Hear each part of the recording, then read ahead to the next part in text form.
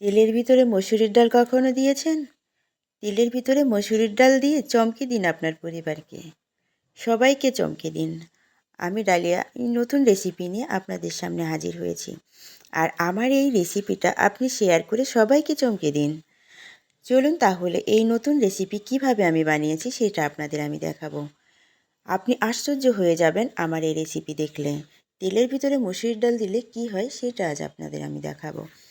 এ পর্যায়ে দেখুন আমি মসুরির ডাল পানিতে ভিজিয়ে নিয়েছি। তো আমি 2 কাপ মসুরির ডাল পানিতে ভিজিয়েছি, সাথে 1 মুঠ পরিমাণ আলাও চাল এর ভিতরে ভিজিয়ে রেখেছি। তো 30 মিনিট আমি এটা ভিজিয়ে রাখবো। অবশ্যই ভালো করে ধুয়ে নিয়েছি। সবার আগে একটা লাইক দিয়ে দিন, আর আমার চ্যানেলে নতুন হয়ে থাকলে অবশ্যই আমার চ্যানেলটা সাবস্ক্রাইব করতে ভুলবেন না। তো এখন আমি এই চালটার পানি নিংড়িয়ে নিয়েছি, আর এখন আমি 2 চা চামচ শুকনা মরিচের গুঁড়া দিয়ে দিলাম, 1 চা চামচ ধনিয়ার গুঁড়া দিয়ে দিলাম। এখন আমি পরিমাণ মতো লবণ দিয়ে নিয়েছি, আপনারা আপনাদের পরিমাণ মতো লবণটা দিয়ে নেবেন। এখন সামান্য কিছু আস্ত জিরা আর 2-3টা এলাচ এর ভিতরে দিয়ে দেব। দিয়ে দেওয়ার পর এই পর্যায়ে এখন ব্লেন্ডারে দিব, একদম ব্লেন্ডার করে নেব মিহি করে।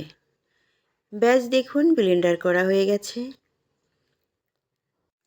এত সহজে এত দারুণ নাস্তা আপনি সবাইকে চমকে দিতে পারবেন এই নাস্তা দিয়ে।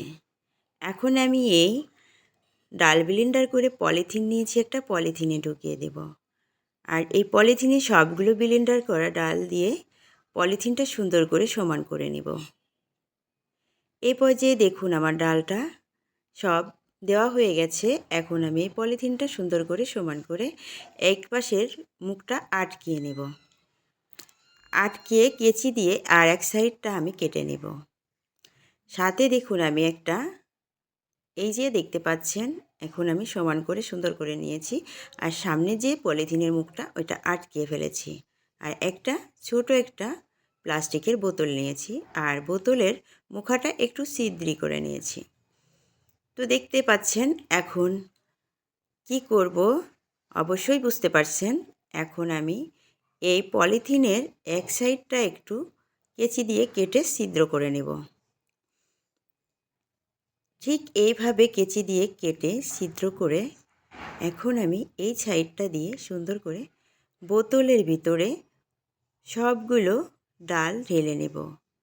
খুব সহজভাবে, আপনার একটুও কষ্ট করা লাগবে না, শুধু চাপ দিবেন আর বোতলটা ভরে যাবে।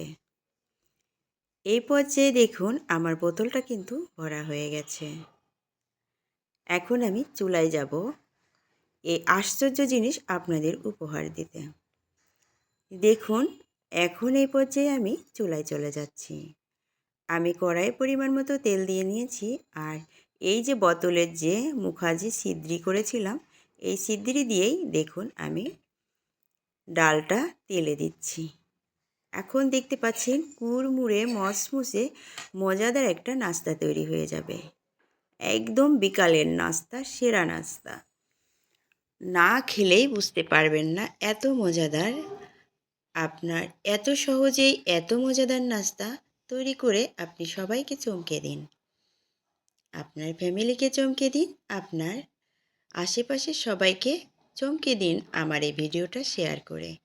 এইভাবে বোতল দিয়ে সুন্দর করে ঢেলে ভালো করে ভেজে নিন তেলে।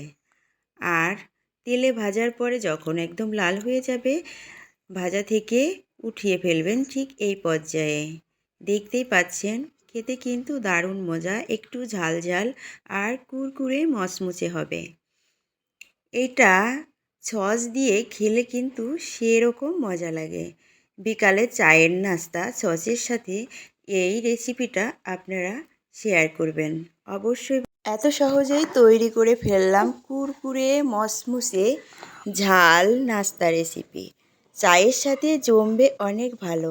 আর এই রেসিপিটা যদি আপনাদের কাছে এতটুকু ভালো লেগে থাকে অবশ্যই আমার চ্যানেলটা সাবস্ক্রাইব করে আমার পাশে থাকবেন, আর লাইক কমেন্ট শেয়ার করে দিবেন অবশ্যই। সবাই অনেক অনেক বেশি ভালো থাকবেন।